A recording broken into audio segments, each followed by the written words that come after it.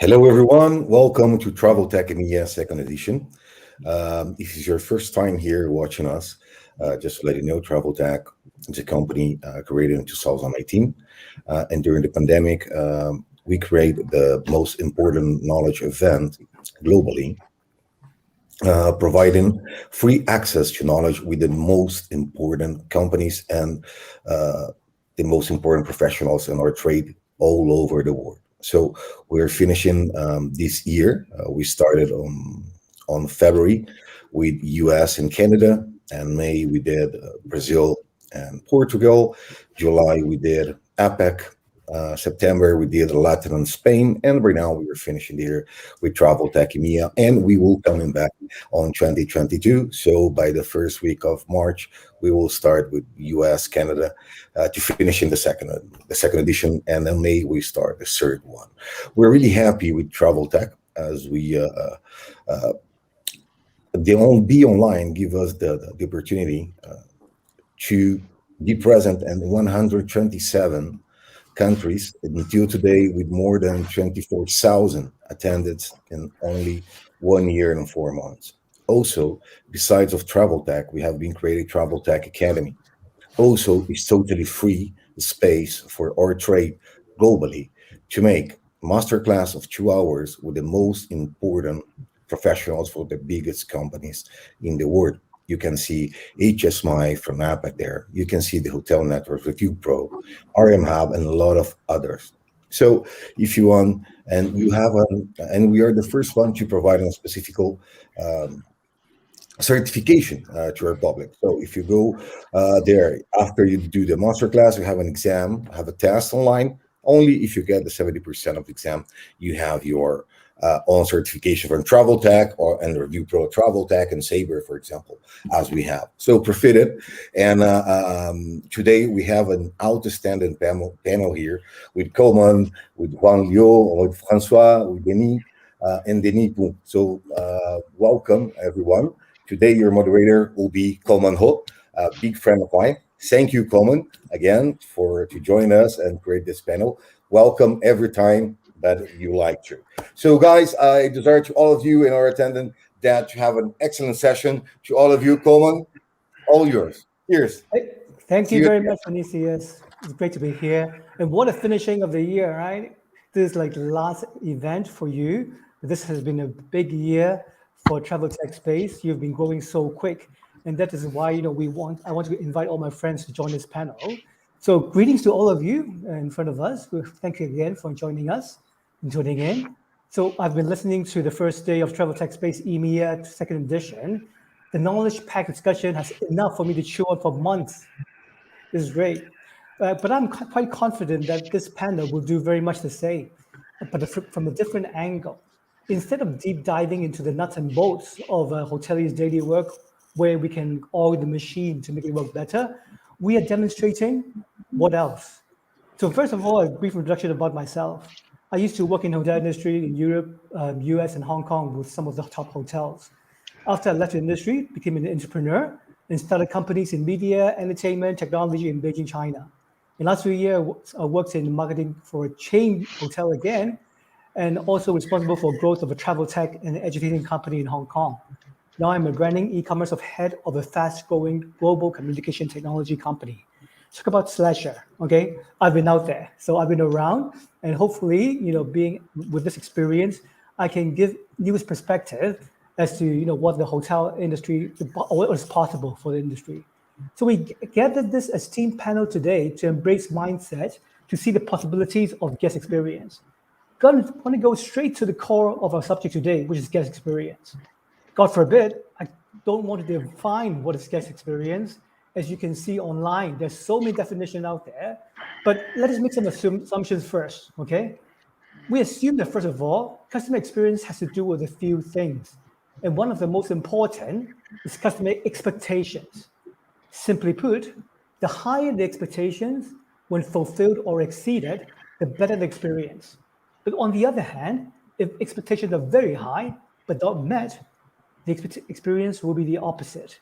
So this is my very simple number one rule for guest experience. What you promise really matters, because that sets the expectation of your guests. The brand promise is what marketers do at the daily work. We do content, we do photos, we do promotion, we do nowadays KOLs as much as we can, but all these constitute expectations as a core.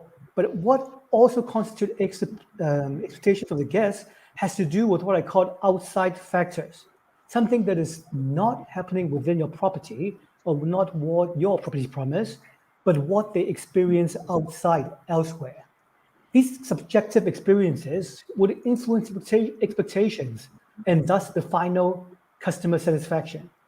We have to be very aware as marketer of any new experiences out there to better judge what the customers are expecting. So technology, of course, plays a vital role to these new experiences. Not to mention the new normal we are facing right now. There are too many experiences to come through. We can't possibly go through all of them, not in this panel at least. But we have to start somewhere. Somewhere close to our core offerings to guests, but with some distance from our daily work, it's actually a good place to start. So that's why I invited these four distinguished entrepreneurs who will share the technology innovations in improving activities, engagement, personalization, and sleep. Sound familiar, right? Because these are all the core offerings of the hospitality industry.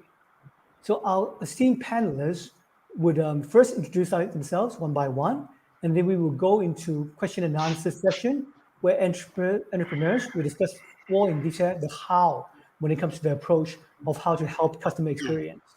And then we go to the second session is about discussion on two relevant topics. Let me first introduce our first guest, Ms. Deniz Poon, founder and CXO from Racefit International, a multi-award-winning new mobile sports tech solution company. Hey, Dennis, good to have you join Hi, us. hi, Colman. Hi, nice to be here. Right. If you, s- So you want me to just fire away? just few words about yourself, and then we can go about the Okay. question later. All right? Right. And then we go. Actually, Yeah. before I say anything about myself or even my company, what we do, I want to literally scare you with some facts here. I know there's been a lot of talk about COVID recently, and how it's affecting, our lives and different industries. But really, putting that aside, according to a report from WHO years ago, actually not recently, almost 10 years ago, right?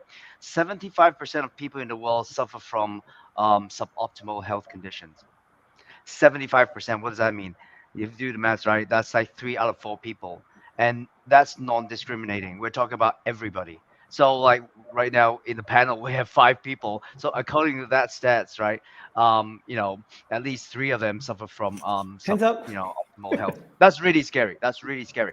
And and really I believe, and not just me, but a lot of reports show that the best way to stay healthy is to exercise regularly, on a regular basis, not just like go out and work yourself to death once in a while. So and that's where my company comes in. We're a technology company based in Hong Kong, and we specialize in motion detection and smart wearables. So what we do is we use these technologies to create a platform. It's actually a platform. We're not a product company per se. We're more of a platform company. We use this platform to basically serve a lot of industries. Whoever has a need for motion detection, those are our clients. To name a few, we have obviously health and fitness, we have elderly care, and we have tele rehabilitation. And of course, there's a potential need for that in the hospital industry as well. Hotel industry, I should say hospital industry. Yes, that obviously, but a hotel industry as well, in traveling. So um so maybe to go a little bit more deeper into that, we no actually I have one of our products here. Okay, so sorry, short commercial. This is essentially what we do. Okay, this is one of the products. This is a it's not a smartwatch. It's a smart band. You can call it a smart band. You can even call it something else if you want. It's a new category, and we're actually struggling to define what it is because there's nothing similar in the market right now. So what it does is like you have 2 of these. You wear it the first time you put it on. You also have to install an app, and once you do that, the app will ask you to do a very quick fitness test. It only takes minutes, like 4 minutes, 4 moves altogether. You can quit anytime you want, but we encourage you to basically go, you go full steam ahead. And then after that, we ask you a few questions, just a few questions like your height, your weight, your gender, and what your training goals are. Do you just want to be, healthier? Do you want to build muscle, or do you want to lose weight? We ask you a few questions, and based on those data, we generate a training plan for you on a day-to-day basis. And also, as you train, let's say I do my training today, right? We monitor your progress, just like a real coach, and we look at how you do your workout, and when we make adjustments accordingly. So if I see that, okay, me as in the system sees that, oh, you're struggling, we might reduce your workload tomorrow. So it's just like a real coach. And going back to the hotel industry now, how can that benefit hotel industry? As you know, a lot of people, they like to work out as they travel. Some don't, right? I mean, they should. Like I said, there are many reasons why they should, but a lot of people don't. I mean, and there are all kinds of excuses like, oh, I forgot to bring my gym clothes. I'm too lazy to get changed. Um, you know, um, I don't have time. I just finished my sightseeing, and then there's only half an hour before my dinner starts. All kinds of reasons. And of course, these days, one of the main reasons is like they're scared of catching COVID, right? I mean, they don't use the gym in a hotel because they're scared of catching COVID. So there's more the reason why people need something like this. They need to work out in the room in a very short period of time. And the way we do the workouts, it's based on HIIT training, high intensity interval training. So you only need about like 10 minutes of workout every day. I mean, to get to an optimal health condition. That's basically what we do. And like I said, this same technology can be applied in many different areas as well, not just hotel. But in a hotel, obviously, training in the room, but also using exactly the same product, you can do emotion gaming, right? So the kids, if they don't want to work out, they want to learn. I mean, if their parents want them to continue learning, they can actually use this in the room. You can connect this to I mean, not this, but the application to the big screen TV. And then you can play motion games, which could be educational. Content obviously is customizable. We're not a content company either, but we work with whoever our partners are to cater to their needs. We create customized content for them. Depends on the volume. Obviously, we could customize the application itself, like the fitness application I mentioned. We could customize that to a certain extent. Let's say if they want to have certain, exercises that they have to have, then we could work with them to make sure those are in the database. So that's basically what we do in a nutshell. So I'm going to pass the mic back to Colman. Thank you, Dennis. So just one more fact about what this company does. Hong Kong recently has one of the award-winning, Olympic award-winning fencer, right? Because this Right. product also helped the Hong Kong fencing team a bit, so that it's not only for amateurs, it could be also for professionals. So Absolutely. In fact, we yeah, actually have two products. This is like quote unquote the low end product for everybody. We have a professional version, which is a full suit. With also these by the way, I can pop it out for you. This is removable. This is what we refer to as the core. It's not rocket science. I mean, the components are very standard. You have accelerometer, gyroscope, and e-compass, right? Fully washable, machine washable, waterproofed. And on the suit that I just mentioned, there are 7 of these. So I mean, basically, there's no free lunch, right? I mean, the more of these, the more data you can collect, the more you know about somebody's gesture. So on the suit, there are 7 of these modules, and you can give a lot of real-time feedback about that person's posture to the point that, like Coleman mentioned, good enough for professional athletes. Yeah. actually, what we just now mentioned is not only the introduction of Dennis company, is also how they can help with the hotel industry. Actually, we dropped right into the first question already, because all the hotels, try to have their own gym, right? When you have a gym, you have a few problems. One is what they call a tidal wave crowd. In the morning, right after work, there's a certain time of the day where the gym will be packed, but the rest of the day the gym will be empty. That's one I would say a pain point that almost every single hotel faced. Another thing is about the activities that we're trying to actually every hotel wants to have in their facility. but what kind of facility that they can have is not very flexible. Okay, for example, a gym. Okay, the more you put in the gym, the more less agile you are, right? So right now, what Deniz company is offering actually something a new way for us to look at guest experience, when they're in a hotel. It's not like you always have to go to a gym to be able to get that exercise that you need. You can do it in your room. Actually, what you can do is like hotels can think about also extending that experience, that exercise experience they have in the hotel. So when they go home, they can think about this as well. So we are saying that with technology, we can address this pain point, and we also be able to engage our guests even though we are then off property, because the exercise after you exercise, you have accumulated this data, right, about yourself. You want to know this health data, and then you know what? This health data won't lie. It's Right. there. Right. You've recorded it. You've done this. This is the benchmark for yourself. You want to always to be able to gain access to yourself. For example, I don't know whether my physique is as good as before. All right. I mean, I have so many things that tell me that I'm doing better, but there are so many things telling me I'm doing worse. But with this data, you can tell yourself, how you're doing. When you're on the trip, whether you have the same physique from the beginning to the end, this is a very valuable data to know about ourselves. And that's what I'm saying that it could be something that hotels can think of, instead of just a gym, it can be more light and more data oriented. Any questions for Deniz from our panel, fellow panelists, regarding this technology? If not, Actually, I yeah, think Coleman made a very good point about no, the product or what we do is not just about exercise, right? I mean, it can actually help hotel to increase the brand loyalty, which is what I believe what every hotel wants, right?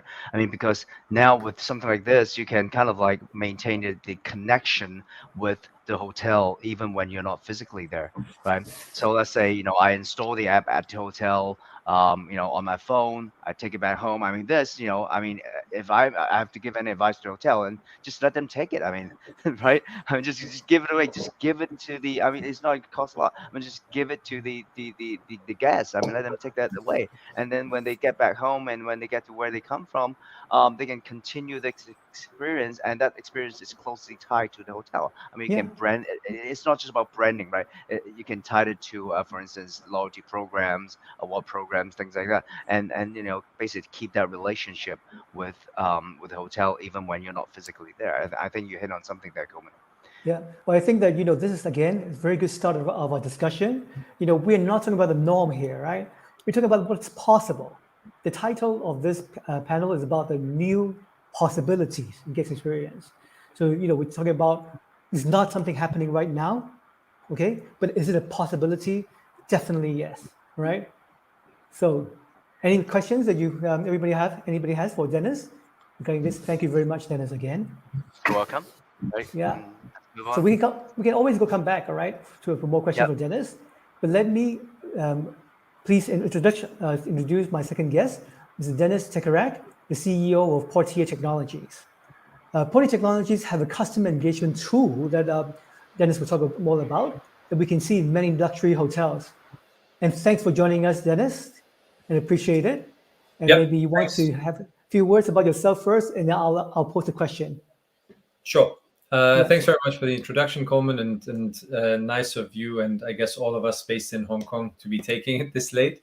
Thank you. Yeah, so as you mentioned, I'm the CEO of a company called Portier Technologies. We're based in Hong Kong and we've been around since 2017. What we ultimately do is that we combine software and partially manage software-enabled hardware and help hotels generate more income from their ancillary services, including their spas, their restaurants, or anything else that they might have on offer on site. Up until the end of last year, we've basically been doing that with devices, phones that we place in hotel rooms that run our own operating system. And since the beginning of the pandemic, we've expanded, or we've grown our portfolio of products to software-only products, QR code-enabled products, but also to products that relate more to the back office of a hotel rather than the guest-facing side of the experience.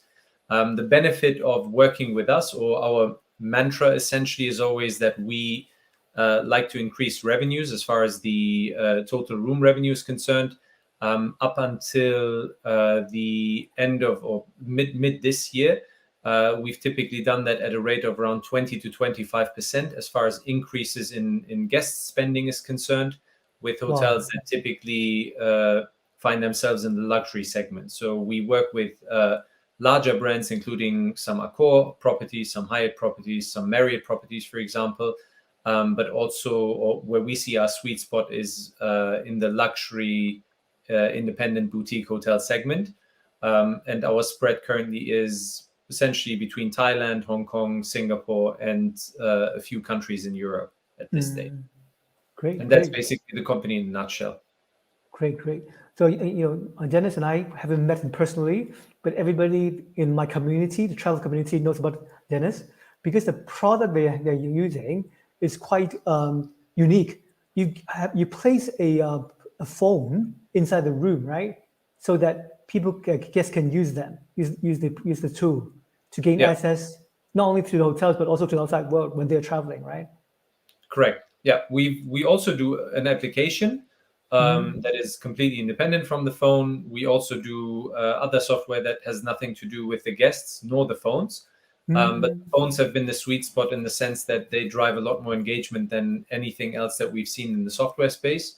So we continue to bet on that even during the pandemic, and surprisingly to us to some extent, the hotels that we worked with that ended up only having domestic travel during the pandemic showed a lot higher user numbers than we would have expected. So it seems as though the delivery vehicle that we use for the software, being phones, is quite impactful. Yes, because you're talking about a 20-25% increase in revenue. Everybody works in the hotel will know how significant that increase is. We're always trying to crack our brains how to get the guests from the rooms to go and use your restaurants. Simple thing is that, and it's not as easy as it seems. I've tried everything. Putting fires in the room, knocking on the doors, calling them up. I'm not kidding. I mean, it won't get them down there just by reaching out. You have to have that kind of tools, technology, and be there at the right place at the right time to be able to get them down, right? Yeah. And so I think what's also important is that you need to speak the guest's language. So I think a lot of people take a sort of an umbrella approach to promoting their services to the guests that are on site. And you might find that a Japanese guest is very different from a Chinese guest, is very different from a French guest, for example. So I think there needs to be a level of adjustment, and a lot of people don't pay attention to that. So that ultimately drives more engagement and more revenue if you do that right. Great tip. So Deniz, I'll jump right into Deniz's question so that we don't jump too much back and forth. I want to ask Deniz, what is extended guest experience? And how can hotels utilize technology like yours to take advantage of this shift in guest expectations, extended guest experience? Can you tell me more about that? Yeah, so we regard the guest experience as a guest experience that happens at the hotel and on site, versus, or have often done so, versus an experience that happens in the city. And I think during the pandemic in particular, or during the breakout in the early stages, we've seen that hotels now have an ability to span those two things. So in my opinion, or in the opinion of many that we speak to, as well as our customers, it's almost bringing the neighborhood into the hotel experience along with everything that the hotel has to offer as well. So extended guest experience in that sense, then, to me, is a hotel's ability to see more than just the property, and to see more than just a room or a gym or any on-site services, but also something that extends into the city, as the name would suggest, or into the destination, so that every experience and every touch point is somewhat influenced by the hotel and its staff, which then ultimately creates a stronger experience and leaves a much better impression on the guests, and probably also delivers a stronger trust relationship between the guests and the hotel, as the hotel is the guiding light when it comes to experiencing a destination. So that's how we see extended guest experience. And I think what we've seen over the last, say, 4 or 5 years is that hotels don't really care as much and they ultimately still have a very, very strong focus on heads on beds or heads in beds. That they are more focused on how many guests they get on site rather than being worried about what to do with those guests when they come on site, because they don't see the value of them once they arrive at the hotel as much as they do before they arrive at the hotel. So that's where I see the sweet spot for extended guest experience. And I think there hasn't been a better opportunity to reset and to look at that from a very different angle. And if and when we get past this pandemic at some point, if hotels in places like Hong Kong and Singapore return to the same old ways, I think this time it might be a lot more challenged, and average occupancy rates in the 90s will be a lot harder to reach. So there must be a better way of engaging with the guests and creating this experience that reaches beyond the hotel, so that there's more revenue opportunities for the hotel in turn. And that's basically the whole concept around that. Thank you. And as you pointed out something that is so important, another possibility is that don't look at the hotel property as the final destination. It's only a part of the journey for our guests. Why don't we think like that as well? As just now we mentioned with Deniz, is like, you can extend this small gadget, not only limited to the usage in the hotel. We should think about, if it's only staying in the hotel is only part of the journey, what we can do before or after they leave the hotel. I think that's what you can offer, is that to be able to provide the hotel with tools that extend that experience, not only thinking about within the property. Yeah, that's correct. And I think if you look at real estate in general and look at shared office spaces, for example, and the evolution of how a traditional office has moved into a shared office, and now with the pandemic, there's a lot of work from home. Mm-hmm. Your employer now is more than just the physical space that you go to. It needs to have a different reach and a different level of engagement with you. And I would regard hotels with this, now having the same responsibility. And if hotels end up going to sort of the same old ways of, say, 2018, 2019, it would be a very big missed opportunity, and someone else will come along to take that opportunity, be that Airbnb or somebody else will recognize that opportunity and do a better job with it. Yes, I think that's a term. Well, when I was in my media industry, we say that this kind of a captive audience makes it so easy for us to target them, and we can basically make money much easier. But nowadays, I don't think that it really exists anymore, captive audience. Even though they're in a property, they are not within these four walls. There's much more than that. And I think we should, as a hotelier collectively, we should take the head out of the sand and be aware of this. Even though they're within the property, they're not confined to the four walls. They are much more they're thinking about. And yeah, exactly. Thank you very much, Deniz. I really appreciate it. And wonder if anybody have any questions. Again, please stop us and raise any questions if you want to, because again, we are looking into guest experience from very different angles, but there are things that cross, even with what Deniz is doing, and what Deniz Poon is doing. Actually, it does have some sort of a synergy or integration, right? So we can definitely move on, because we have a lot to cover in this short 1 hour. The third guest I want to introduce is François Chabaudie. François is joining us from Europe. Where are you exactly right now, François? I'm actually near Paris. I'm in Versailles currently, right. But my company is headquartered in Hong Kong. Hong Kong. Yes, he's the CEO and founder of Neoma, using AI to provide personalized experience. So glad to have you join us. Please introduce yourself and about what you're doing. Thank you very much, Colman, and very happy to meet you all today. So I'm François Chabaudie, the CEO and co-founder of Neoma, and our mission is basically to provide a VIP experience at scale in different types of properties, but mainly in hospitality properties. So what does it mean to provide a VIP experience at scale? It basically means that we're trying to help staff stop searching for guest data when they're facing them. Mm-hmm. We realize that, and especially in the post-COVID world, for staff to search data that guests already shared to them is something very much full of friction, full of tension. People, they don't want to wait anymore. They want to have something seamless yet personalized. So we're pretty much focused on helping staff stop searching for the guest information when the guest is approaching them.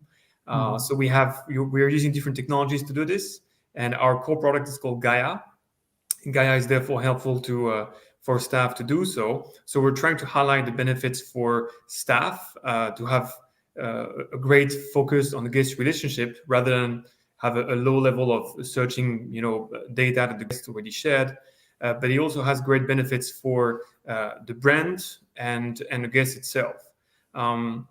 So we've been out there for the past 5 years. Our clients are mainly based in Asia as well as in Europe in a certain sense. And we cover different industries, but hospitality is at the core of what we do.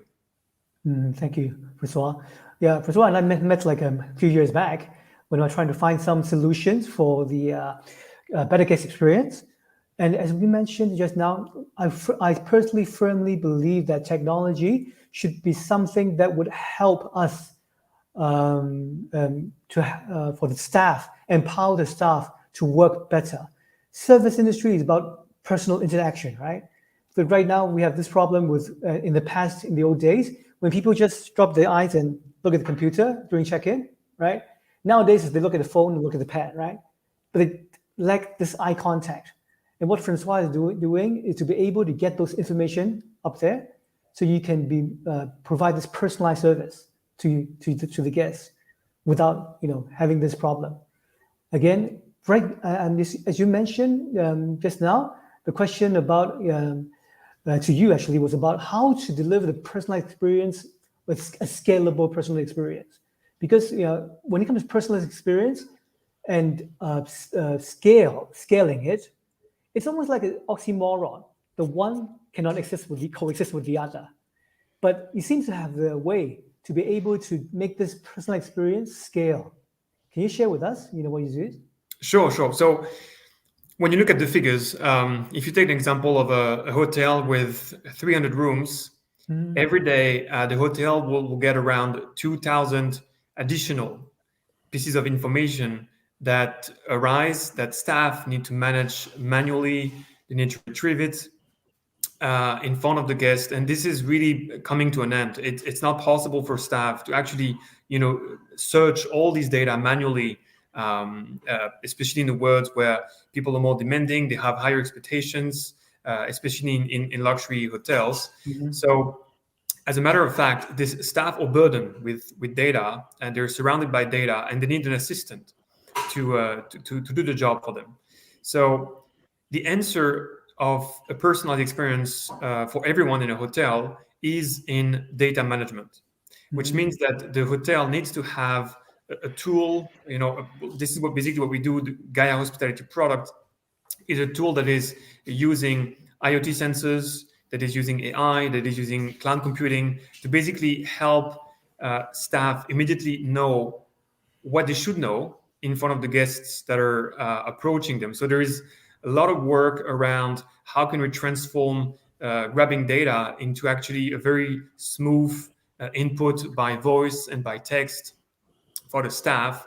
We worked a lot on how can we increase the touch points, for the guests, because some hoteliers told us, well, we can do this from the hotel mobile application, and then we can do this from QR code, and then we can do this from key card. So basically today we're covering all the core touch points that a guest could have with a hotel, which means QR code for the external guests, mobile applications, key card, wearable for traditional key.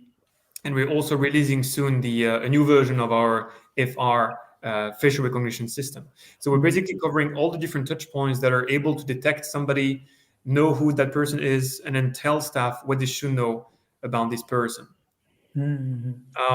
But there is something very clear I would like to say here, is that AI is not going to replace staff in hotels. AI is here to help staff do their job better, to be more efficient in their job, to extend their capabilities. As you have seen AI in many different industries, AI is here to help people being more efficient, more aware about what's happening. And this is also what we're doing in luxury hotels. I don't personally believe, especially in hotels with a great branding, I don't personally believe that you'll have robots replacing staff. I really think that people used to have assistants at home, assistants maybe in the office, they will have to have a traditional touch, a personal touch with a human staff in hotels.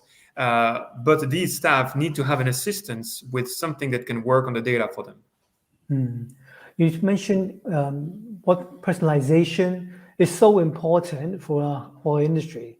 From day one, the beginning of the hotel industry, we always boast, how important it is, how personalized experience that we can give to our guests. But in order to do that, actually, the manual work behind it's actually quite aggravating.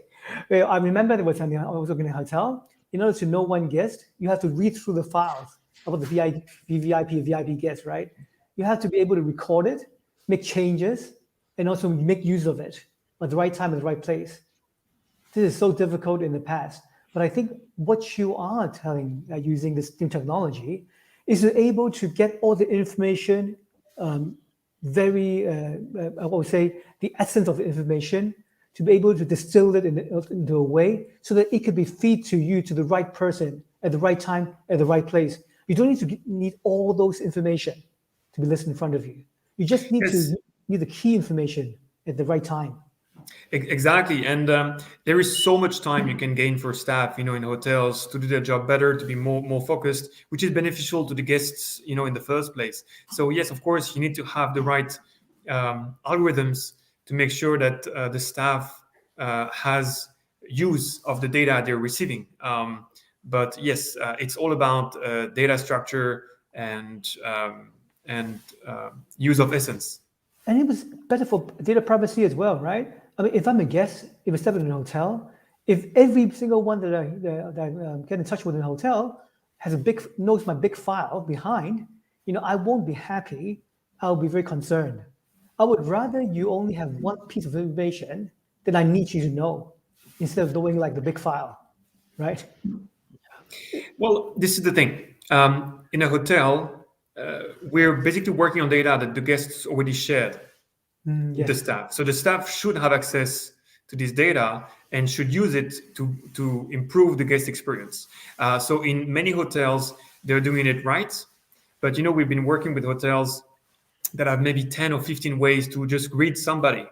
And you may have the best staff in the world, the most experienced, the best training in the world. You just can't do that for everyone. You can do that for maybe a few VVIP or VIP, but it's very difficult to do this for everyone. So basically what we're trying to do is to help staff literally grab the right information they should know only when the guest is approaching them, so that they don't need to ask, this question, what's your room number, or a question to identify yourself, because this will be asked by staff in any way.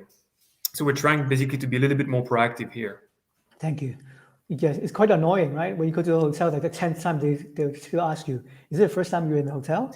Or when you're approaching, like you stay for the hotel for a week and you go to the restaurant and they still ask you what room number you are in, right? So you're in your room, you have your name on the TV. It's very personalized in the room. And then when you go to breakfast, they ask you for your room number. And yes, this is kind of a break in the guest experience we're trying to bridge. Thank you. Again, François told us something about the new possibility of guest experience. Simple things like, just now we mentioned what you in the room experience and what you experience in the restaurant. If it's not in line, the promise of a good user experience is broken. Even though you stay in a hotel for 7 days, everybody can address you by the name. If one time in the restaurant, somebody asks you, what is your room number and who are you, you feel, hey, what's happening? I've been this is my 7th day in the hotel. How come they still don't recognize me? So this is something when it comes to user experience. I would say that after, I've left the hotel industry for like 20 years, and after going back to the hotel industry, this is the same question that we're still hard to address, to avoid. And I think really what François was telling us is there's a hope. Okay, there's hope. There's a way of solving that. Thank you, Colman. Thank you, François. I don't have a question for François, but I want to echo what he said. just to break the pattern a little bit. Okay. Yeah. Because François, you talk a lot about touch points, right? And Deniz also said that as well. I think that's one thing special about hotel is that there are a lot of touch points. And when you talk about data and data analysis, I think with the data you collect, one way, of course, is to, like what you said, right? You assist the real people to do a better job at certain touch points. But another way is to use those data to um, basically automate or give suggestions, right? Because when you talk about AI, really, AI is complicated, but when you boil it down to bare essentials, it's really just about either automating something for you or giving you suggestions on what could be done, right? I mean, and so I think with these multiple touch points, you can use data very, very differently. It's going back to what Deniz, and his company does, right? I mean, you have this phone which you place in the room and people can take it around. And what fascinated me about what you said just now, one thing is the level of customization that you're doing or you're about to go into, right? It's like, okay, well, the phone, the content could be different for people from one country versus another, because prior to what you say, I always think about customization as localization, right? Okay, well, in Thai, obviously you have a Thai interface with Thai content, but I never thought of, well, what if the recipient is not Thai? What if the recipient is French versus Chinese? Then you could actually present the content to them in very different ways. And I think that it's the same with what I just said about data collection, right? You collect the data and then you use them very differently to different people at different touch points. And I think there's a lot of potential there on what you can do. And Thank you. yeah, I think that's a discussion by itself. It's a seminar by itself. Data, Yes. how to use data. Yeah. Yes, I but think thank you for your comment, Dennis. Just to reply on that, basically, the two core components to make a guest experience very very rich is when you work on the time to not people wait at their different steps of their stay, and on the services they receive. So on the time itself, for instance, we use AI to predict which areas will be used within the hotel and communicate that to staff, so that staff can be a little bit more aware about how they should, how many people should attend these areas inside the hotel, so that they can be more prepared to better serve them and avoid them to wait. So we don't need to work on actual customer data to already not personalize, but to provide a rich experience. If you can already work on avoiding people to wait, it's already good enough. Now, about the data itself, like I said, if you leverage the right data to the right stuff, just the data that is shared by the guest, you can already you have a big playground already. You don't need to go too far into working with algorithms to detect some patterns and then therefore to try to predict what should be the recommendations, the F&B recommendations, for instance, that a guest should receive. But of course, we could go that way, but already just leveraging what the guest needs to receive in terms of allergies, in terms of preferences, points of interests. There is already so much to do that staff literally cannot access on a real-time basis. interesting. Right, Yes. right. So that's why what you mentioned just now, empowering the staff could be actually not giving them more data, but try to distill it, make some predictions, and make it simple to use. Yes. I think that's the most difficult part when it comes to applications. But again, the hope is here. So I think that we shouldn't rule that out entirely, right, François? Because when I've seen what they can do, and it's actually more simple than I think. When we talk about data, AI, new equipment, we think about very complex tools, but actually it's not. It can be very simple. Absolutely. Thank you. So last but not least, joining us from Japan, Jun Liao, founder and CEO of X Limited. The company is using various ways to improve our wellness and sleep. And Jun, thanks for joining us. It's well past midnight. It's almost 1 a.m. where you are, right? Yep, it is close to 1 a.m. and I'm now not living the lifestyle that we promote, to go to bed at a fixed time and sleep well. But anyhow, for you, Colman, I would do it. And I appreciate I'm it. so glad to be here. I learned a lot. Thank you for all the sharing. Yes, please a brief introduction about yourself before we jump into the question I want to ask you. Sure. So I would say I stumbled upon this hospitality industry. I was trained as an architect, and I worked as a software engineer, a kind of unusual career path. And after that, while working in a very large scale in like smart city data processing and that level of work, I realized that a lot of the my passion between working in space and technology is how it directly influences humans' behavior. And well, as I grew up, my father has always been very strict about our sleep schedule and how it's so important to our the rest of the day of our performance, of our learning, of our creativity, and everything. I mean, I certainly benefited a great deal from that, but I also realized that this sleep is something that seems so simple. Everybody we're born with this ability, but then across the world, like Deniz was quoting, 75% of people have suboptimal health. Actually, almost half of these came from poor sleep, one way or the other. Either it's not able to get into deep sleep or not enough duration of sleep. So I when I took all these background, the first thing we tried to tackle was how do we create the best sleeping environment despite not having a lot of resources.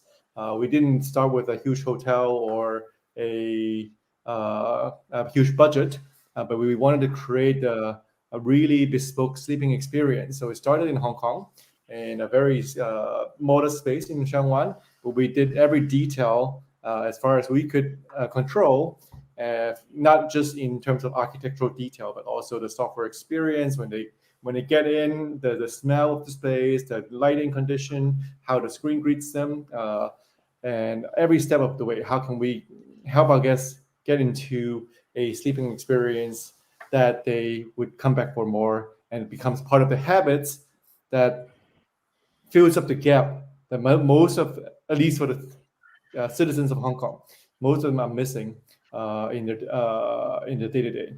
So that's what we started with. Thank you. And it's interesting. The reason why I pull you into this discussion is like, it's almost ironic that the guests go to the hotel to sleep most of the time, right? Mhm. But besides the mattress and the beddings, little has been done as to the improvement of the of sleep in a hotel.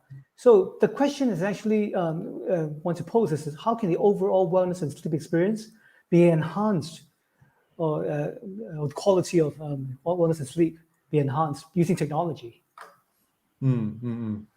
So I think a lot of resources and a lot of people's approach to this problem is in the hardware, thinking that the right mattress or the right pillow will solve the problem. So they invest a lot of money into that. Of course, not to say that the pillow and the mattress does not matter, and we also spend a lot of time thinking about it. But I think a big piece of it is in well, the feeling of choice, of personalization, that word keep coming up.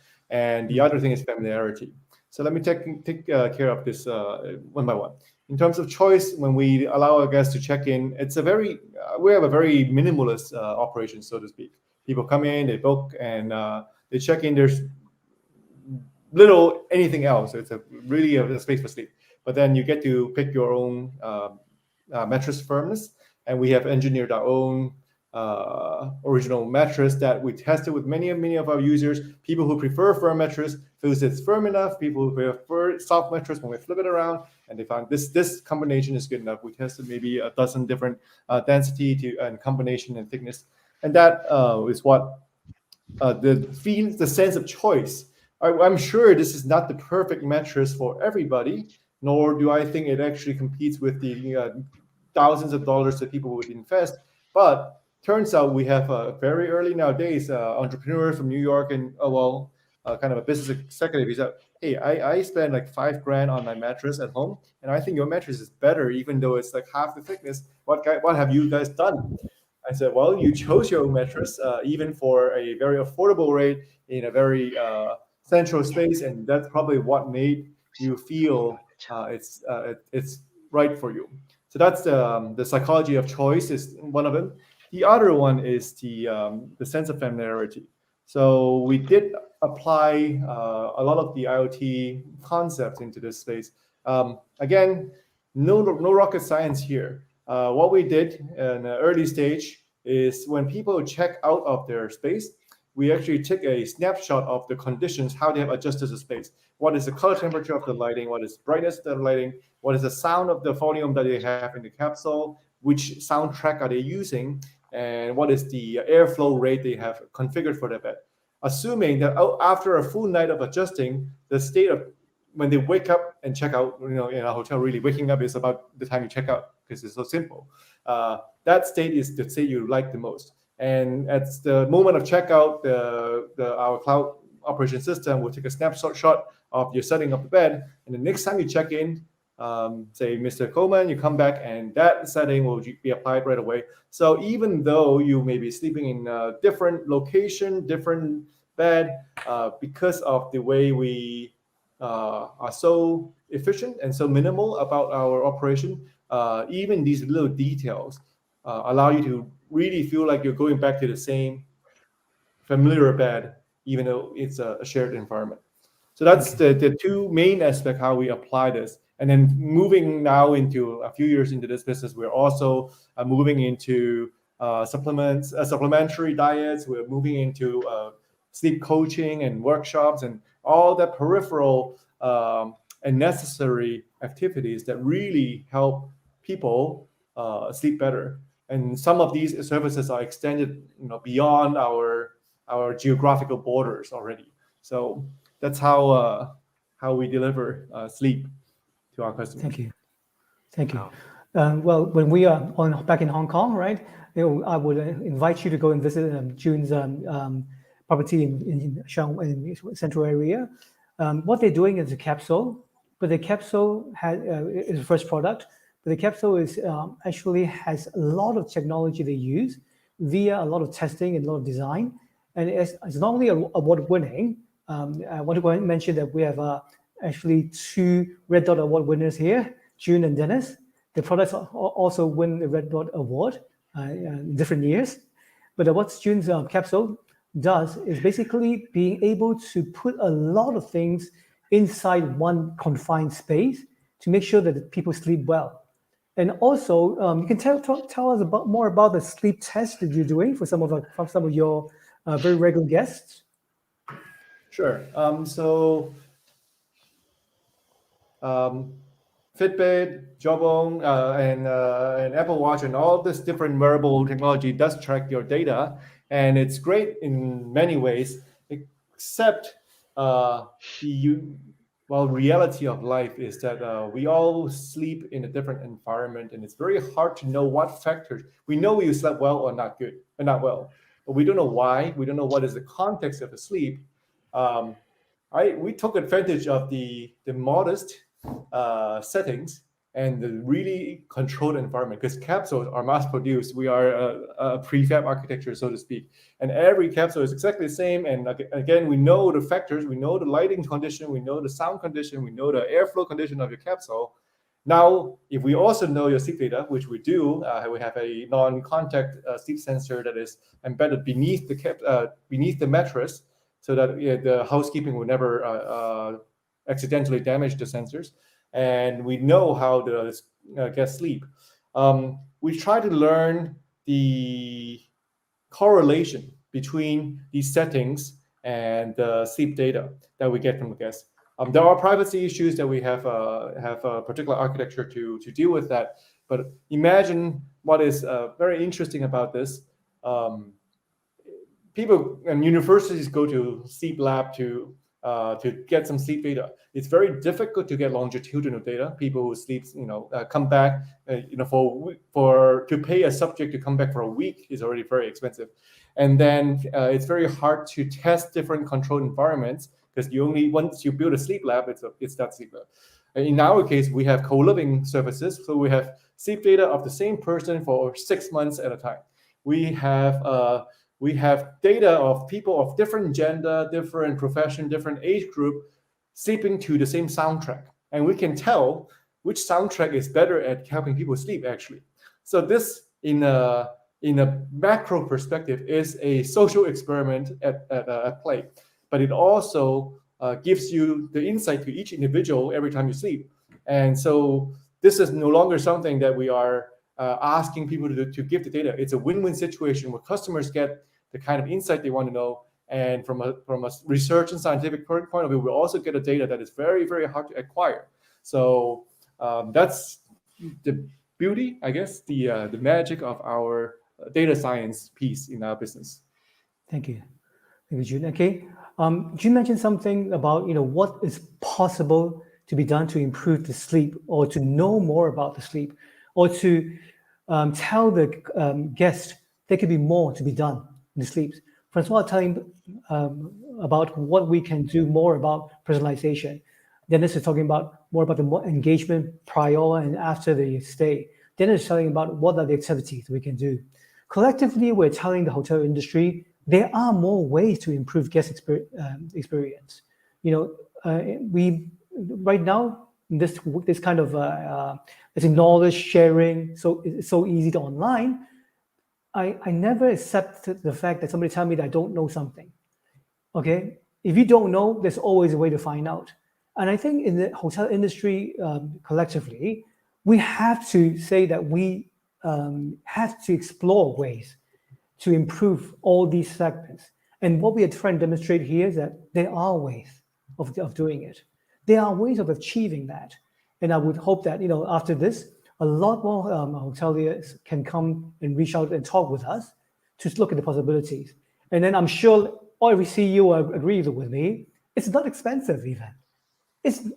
Versus the hotel's own investment into a lot of things, what we are offering here, actually, to improve the guest experience, is not expensive. Give me 5 minutes, and I'll explain to you, what my current company also does. My current company is called uCloudlink.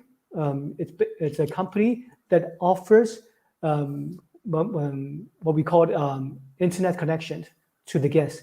Everybody in the hotel will tell you, after a while, especially at a certain time of the day, internet connection is crap, right? No matter how much the hoteliers will tell you, I've invested so much money in the internet, but it can never still meet the expectation of these days, of the travelers these days, right?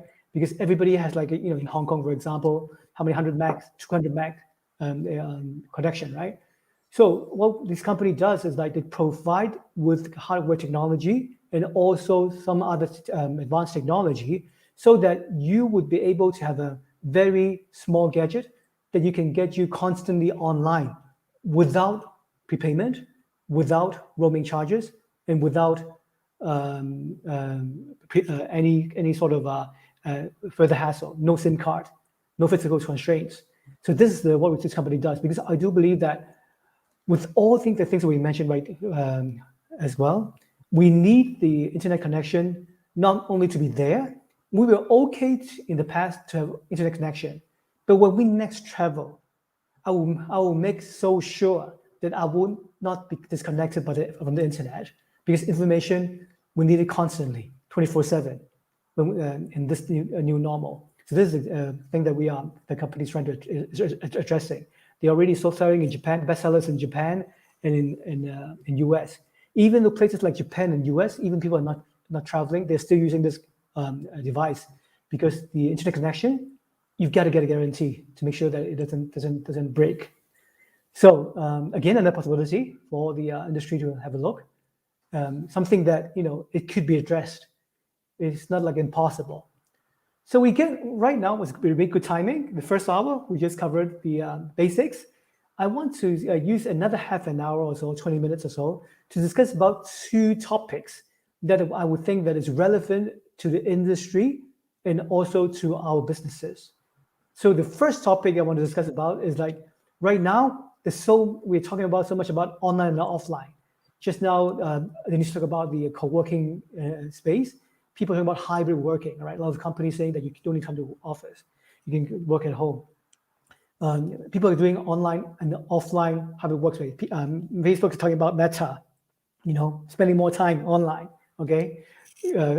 Throw the physical world out of the door, okay? This is what we are facing right now. So what first of all, you are all in technology, you are all innovation, thinks about this kind of changing habit, the online and offline integration for work and for play and for travel, influence the overall guest experience. What is your bet? Would you bet on more physical in the future, more virtual in the future, or more of the hybrid? You can go one by one as to this kind of a blurry line between the online and offline work, play, and of course, to our discussion for today could be about traveling. When you have to do more online and offline, even while you're traveling. Anybody want to take a shot as to what to think about this online and offline experience influencing travel? I'll take a quick shot at that. I don't think there's a quick answer to that. I mean, if I'm literally trying to visualize your question here. So if I draw that as a matrix, right? I mean, I have one axis representing online and offline, another one representing maybe business travel versus leisure travel. I mean, I have 4 quadrants, right? And I would probably address them like very separate, very differently, and the answer for each one of them is probably very different. And some of them are probably going to be more online, and some of them probably, like you said, more hybrid. There's no one single answer there, I'm just taking the easy way out here, but I don't think there's one single answer. It really depends on which quadrant you're talking about. And for example, from your everyday work, you would say that your gadget actually it's a link between the offline and the online, right? You can do that. Right, it's pretty absolutely, hybrid, right? It's pretty hybrid, right? I mean, we obviously as you work out, right? I mean, you have to be physically engaged. But a big part of that experience is online. We obviously we present the information to you in a digital way, and we collect information, we do analysis. All that is offline, and you can get back to that information afterwards as well. So, but in our case, I think we're I mean, the experience, we didn't deliberately make it online or offline. It is just what it is. In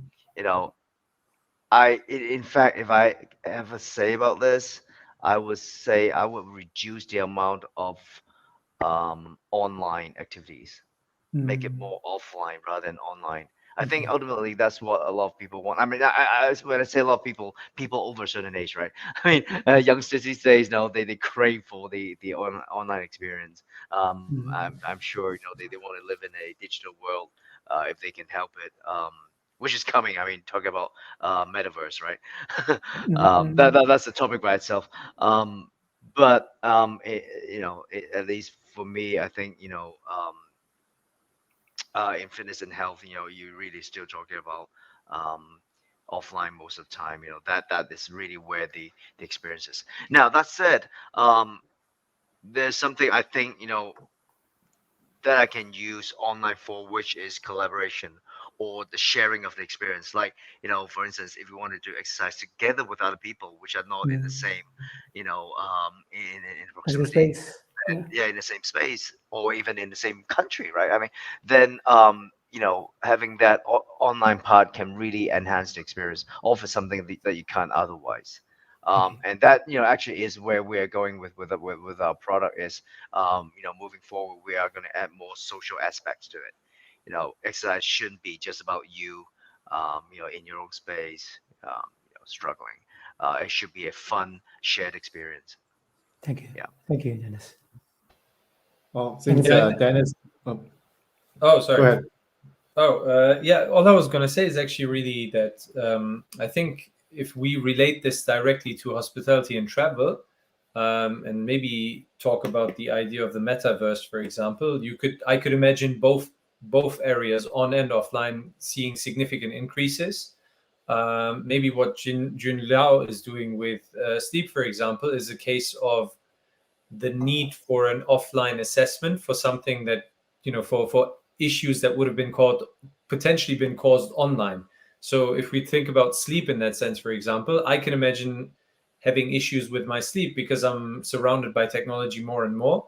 And my solution to that could be fixing, or understanding my sleep better to get a better offline experience, so to speak. So I can see an increase in both, where in the hospitality world in particular, for instance, the idea would be that if there's more time spent online, if a lot of things move into a space like the metaverse, which might be a big reality in years to come, then I think there's also going to be an increased demand for experiences that are completely offline. And these retreats that you take to Bhutan and things like that, I think I could just see them skyrocketing in order to compensate for all the time spent online. So maybe that's my 2 cents on that. Thank you, Deniz. Appreciate it. And Jun, what's your take on this? I totally agree. I would say the balance is not like it shifts to one way or the other. It actually becomes the balance as we strengthen the online experiences. The offline experiences also have to be more unique and more bespoke. I think if people want to say where the slide is leaning towards, just imagine this. Do you want to go back to a home where everybody is on a VR headset? If we don't consciously do something about it, it's likely to happen. It just seems to, and the experiences and be that educational value or whatnot, it's going to be really, really awesome. It's already getting very, very great, the content in VR. But then I think we have to be very conscious in how to use this technology, not to separate people from reality, but strengthen their experience in reality. So to give an example, we actually, other than sleep, we have another one called Fun that we are just about to launch in Japan. And it's a camping car experience, but it's not just a camping car experience, because if you put people into a car and drive around, likely the guy who is driving is now paying full attention on the road with Google telling you where to go, and everyone else is on their own cell phone doing their own thing. Because for that 4-hour drive. And so what we're trying to do is to use technology, use AR gamification to make it social gaming between the team members, likely your family, to, as you travel, really engage with the local culture, local knowledge, local history, fantasy, whatever you have, so that you're not only going there to take a picture for Instagram and call it the travel, but really have an experience that is unique to that place, despite that technology allows us to be connected to the whole world at any moment. How do we use generative technology to connect people to where they are, to be more present?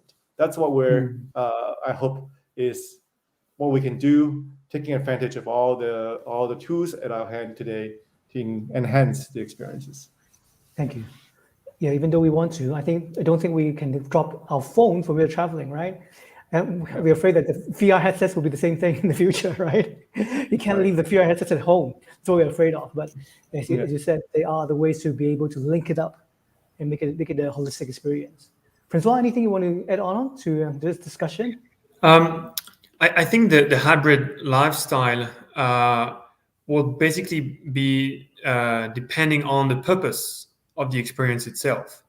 So, for instance, talking about our case, on the side of Neoma is a parent company with another company called Yates and Partners, company called Safeco, which is targeting the aviation industry. And what we're offering is basically a fast-tracked, end-to-end, contactless and personalized experience from the airport curb to the airport gate. And here, basically, you just need your face and your phone to go through every touch points inside the airport to go to the plane as quickly as possible. Here, the purpose is not to make you wait, not to make you queue, not to touch any surface, not to give away your passport. It's pretty much frictionless. But so we build innovations around this, around the purpose of that. And here, the bet on travel is going to be driven pretty much by online. Online meaning that you're going to use digital services to actually go through the plane. When you look at the hospitality industry and the hotel stay, I think you'll have very different types of concepts of the hotel stay. You'll have, and it already exists, people that are still eager to have fully digital guest experience where they don't want to be disturbed by staff, they don't want to talk to staff so much, they just want to, go to the room, enjoy the facilities, and they will be using online services way more than offline. And at the opposite, you'll have people that are, maybe a little bit sick of having too much digital services, and they want to have a real sense of hospitality in the hotel, talking to staff, have a real sense of hospitality and a great service. So I think the real challenge for hoteliers is going to deal with this wider range of experiences and expectations from people who are eager to go for mobile key or FR at the check-in, or even going to the traditional way. So the way it's influenced pretty much depends on the purpose. And there will be different purposes, people enjoying just the hotel facilities, people enjoying the hotel service itself. But I'm afraid that hotels will need to adapt themselves to this wider range of offerings. Thank you, François. Yeah, we have to be aware of the. It's not a bucket of people we're dealing with, right? We always put people in different genres, okay, different buckets, for the sake of easy for us marketers to be able to reach out, right? But actually, people are so independent. We have to be always aware of it. I want to wrap this up about this discussion, this topic, with one Google Insights Asia Pacific that I read just a few days ago, is that the new breed of travelers, according to this research, is that they will spend more time planning and booking. They're likely to go on longer milestone leisure trip overseas. They make time to see, do, and spend more, and they have a strong preference for luxury and convenience. That's a report that Google, taking with all the searches they have for Asia Pacific, recently shared in one of the forums.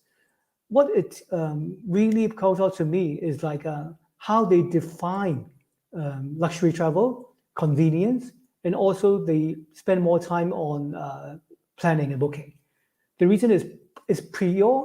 One is prior to the trip. They're spending more time. Even during the trip, they would actually plan to stay longer. That means a trip in the past, it will be shorter. Now it's longer. So what we see is that the lines is getting more blurry between the online and offline, for one thing. Secondly, we have to be really aware of what is the right frequency. What is the expectation of them to be able to engage with guests? Because, for example, I cannot not talk about China when it comes to guest engagement, because we have this WeChat too, right? And then every I would say company is trying to use this WeChat to keep constant engagement with your guest. So as a result, I would say a lot of the consumers in China, they are spoiled. If they raise a question, you don't respond to them within an hour, they'll give up hope, because they're so used to this kind of instant gratification. It gives a very different definition as to how they want to be linked, and the tools that they're used to, because we have to be aware of there are people or tools out there being used by people that will actually make this online and offline experience as seamless as possible. So the second topic, I will do it really quick. I know it's really late now. Please bear with me. Give me 10 more minutes. I think it's very important, is because right now we are undergoing what I call a stop and go mode of travel. So how does it influence your work? How do you cope with it? Stop and go mode is simply like when I used to live in LA, when you're on a freeway, right? You can go like 60, 70 miles per hour for like 2 miles, and suddenly they will try to jam in front, and you have to stop. And then suddenly you have to go 60, 70 miles per hour. And this is what the travel industry is facing right now. Okay, sometimes we would close the border if there's some outbreak, but we'll open the doors and hopefully would be able to get the business back up to 100%, like overnight. And all the researchers that I've been reading, especially in US, when the hotels are closed for a extended period of time, they let the people go. They don't come back immediately. So the stop and go is a real challenge for operators right now. So what you are facing with, the travel industry is facing with, do you think your solution can help to make this less painful? The stop and go travel pattern, that we're facing right now. Because I'm sure that we're talking about agility, right? To be able to cope with that, we need to be more agile. Instead of a big chunk of dinosaur to be for the operation, is there any way technology can help us make the operation more agile to cope with this present situation? Anybody want to take a shot at that? I think I can start a little bit. So with our approach, we simplify the operation to a degree that the core experience actually does not require operator or someone physically present. It's almost a self-service, but the way that we do the self-service is we ensure that our average user feedback is about 4.5 actually. So if we take out something, we try to put in something and slowly swap out the physical presence of the operator, and now the single operator that is on duty the team that is on duty at any single time can monitor multiple spaces with the operating system that we developed for the iPad. So it really frees up the necessity of the operators being on a single location at all times. So that really allows the agility to play up. And then a lot of the core experiences are automated, so that when we come in, we can tell our staff to focus on the conversation, focus on the response, the personal touch in the responses, and the rest of the experience, I would say maybe 70% of the experience is sure to remain and without fail. So that's kind of how we designed it. But I know, and this might not apply to a much more complicated operation. So I'm just sharing from our experience. We are aware of these fluctuations in operation demand. We lived through it in the past 2 years, and that's how we have been evolving along with it. So in our case, it definitely technology has been helping, and will continue to help us greatly. Thank you. And I think Deniz, Poon, what you're doing right now is actually frees up, because right now in the gym, we have a problem with not having enough trainers, or having too much trainers at a time. So I think with the technology, it could free up some of the trainers to be able to still have that kind of activities offered to the guest without heavily starving, right? Yeah, absolutely. Well, our product was actually designed from ground up to take away that boundary, if you want to call it that way, between locations to begin with. So it's meant to be locationless. You're supposed to be able to work out anytime, anywhere. And like I mentioned, like when I did the introduction in the beginning, is you can kind of come across the product at the hotel, install the app, and then you can take it away. Can continue that experience somewhere else, or you can do the opposite, right? I mean, you can easily just purchase the product from High Street, install the app, and then go to the hotel, and then you take your experience to the hotel. So so in that sense, our product is kind of bulletproof, regardless to what the situation is. Whether you close the border, you don't close the border, you're allowed to fly, you're not allowed to fly. That experience is there because it's not locked down to any specific location. It's not location specific. So I think in our case, it was designed that way. In the beginning, right from the beginning. So we that's not. The boundary thing, is not an issue for us. Yeah. Thank you. Yeah. Perhaps any other panelists who wants to add into this discussion? Because I mean, one thing it's a bit of a tricky one, because part of the stop and go relates to government regulation, so it's a bit hard to influence that. Beyond government regulation, I think some of the things that we've seen where our technology has helped is by understanding the way in which the rooms are occupied and so forth, for example. So we have a client in Switzerland, and Switzerland was among the first countries where these COVID rules were implemented quite quickly by the government as well, whereby the room servicing standards changed. So you could only service a room every 24 hours, but you needed your guests to do some of the work as well, including airing the room, for example. And our technology ultimately helped them understand when they were in the room, and then automatically triggered notifications, for example, to the guests to remind them of their daily responsibilities in the conjunction of COVID, or in conjunction with COVID. So that's something that's out there, and I can imagine generally data. I mean, we collect a lot of granular data on guests, and that data gets turned into some actions. And I think our data has done a good job in helping hotels that maybe have a single staff member seem like they have 3 or 4 staff members, because of automated messaging, because of automated understanding of how guests were behaving on site. But in terms of the general stop and go, I think that's not necessarily in our hands. It's ultimately down to the governments to the largest extent anyway. So if a hotel doesn't receive any guests,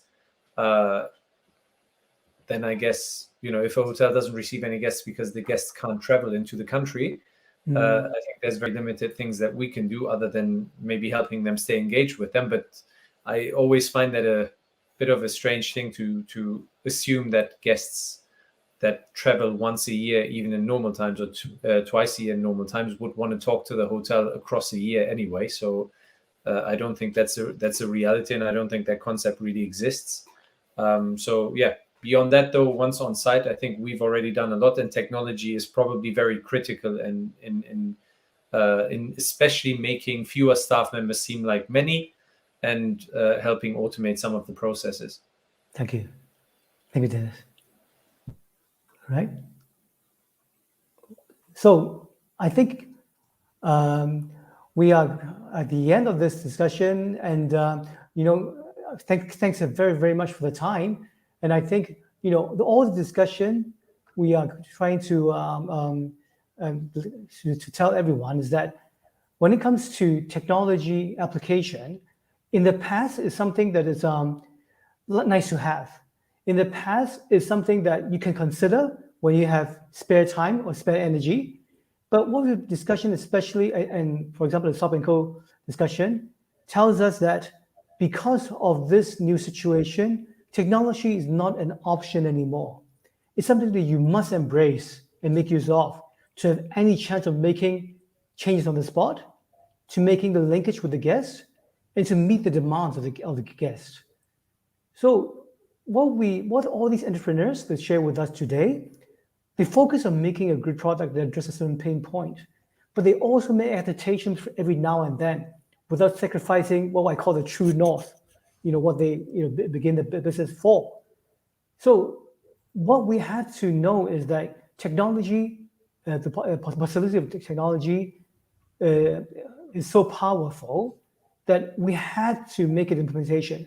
I have been joining a lot of technology talks in the travel industry, but a lot of them are talks and not real implementations. But in order to be able to pay us more for the future, I think it's time should come for us to be able to make use of it, of this technology, not only as a cream on the top, not a cherry on the top, but as a core of your offerings. Because we believe that the technology would give us a chance to make a difference because of the guest expectation is different, because of the need that we just mentioned right now. And even though at hoteliers, we are a strong profession, we have a lot of skill set, but I'm gonna say that there's certain things we have to learn now to be able to adopt technology faster and better, to prepare us better for the future. So that wraps up our session for today. Any question that you want to, from our panelists, you want to discuss here, or should we wrap it up? And Vinicius, Hello, Colman. Welcome. Hello, how are you? I'm back. Yeah. We didn't have questions from the public Yes. for the entire session, so it was pretty clear for everybody. I would like to thank you, all of you, to be here, to be part of Travel Tech EMEA. So, Colman, I'm gonna give you and everybody of you to 2 minutes to say goodbye. And after that, we're going to close the session. And tomorrow, we have more. We're going to have at 10 a.m. Central Europe. We're going to have our third forum. And in the afternoon, we're going to have our fourth forum. So thank you. Thank you, everybody. Colman, all yours. Appreciate it, Vinicius. Again, this is a good platform for us to talk openly with the industry. We don't have a lot of sessions like this. I mean, that's why I pull in all my friends over here and tell them to share candidly, what they're doing. Because I do believe that from my previous experience, people who attended travel tech space have an open growth mindset and their ears are open. We hopefully by this session would give them, more possibilities. How can they serve their guests better? And, as an ex-hotelier, and I'm still involved in travel industry, I think we see hope after talking with all these entrepreneurs, what is possible. Thank you so much, Colman. Jun Liao, it's your turn, man, to say goodbye and give your last words. Please go ahead. Thank you so much. Well, you're mute. You need to unmute yourself, please. Thank you. Well, thanks for the opportunity, Vinicius, and thanks for the invitation, Colman. Thanks for all the panelists Deniz, François.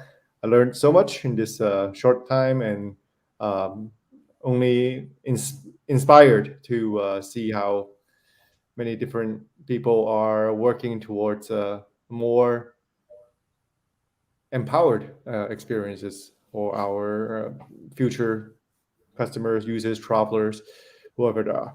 So really glad to have been here and thank you so much for organizing such a great event. Welcome. Thank you so much to be here. François. Thank you very much, Vinicius. Thank you very much for the panelists here. Thank you, Colman. It was great to talk and share about how the future is going to look like. So as you could see to the audience, as you could see, technology is not about rocket science, it's more about how we can solve concrete daily business problems. So if you have any questions, feel free to reach out to all of us. I think we'll be very happy to further talk. Thank you very much. Thank you so much, François. Denis Portier. Please, your turn. Thanks very much, Vinicius, for organizing, and Colman for hosting. To all the others here, what I found quite interesting is finding about a lot more about your companies and your in detail, essentially. So what I'm taking away, aside from what François and Jun Liao already mentioned, is that I'll probably look into these companies with a bit more detail, because it feels like it's a sort of a nice combination of different aspects of technology that makes sense in a single environment. And I think what I would encourage any hotelier to do is look at things a bit more holistically, and maybe look at a stronger combination or better harmony between a number of different technology providers, so that an overall good experience can be created. But yeah, thanks for the discussion, and I'll make sure to check all of you out. Thank you so much, Deniz, to be here. Welcome again to Travel Tech. Deniz, Poon, it's your turn, my friend. All right. Yeah. Thank you, everyone, especially the panelists. Learned a lot tonight. It's great to see that there's so many people doing or addressing different aspects of traveling. I think the one message I want to send to the whole travel or hotelier industry is that I hope you realize there are a lot of areas where things can be improved. Front desk is one of them. Better sleep. Obviously that's been addressed, but now we have technology to make it even better. Take it to the next level. Gym. People have talked about gym, but hey, can you think about it in a different way? Gym is not about gym. Gym is about exercise, and you can exercise, everywhere in a hotel or even within the city. What does that mean when you can have technology to help you do that? So hopefully they can start to address some of these problems rather than like Colman said, bury your head in the sand. He said very bluntly, really. But yeah, I mean, I resonate with him. A lot of work needs to be done. Yeah. Thank you so much, Deniz. Also, so thank you, everybody, and I recommend to the tents also, if you want, please go to traveltechacademy.com. There you have a lot of course and a lot of different certifications. valid worldwide and in 3 languages, totally for free. We're the only unique space in the entire world that everything that we do and the knowledge that we provide, it's for free. So also, if you want to check the entire agenda for this week, you just go to traveltech.space or traveltechspace.com.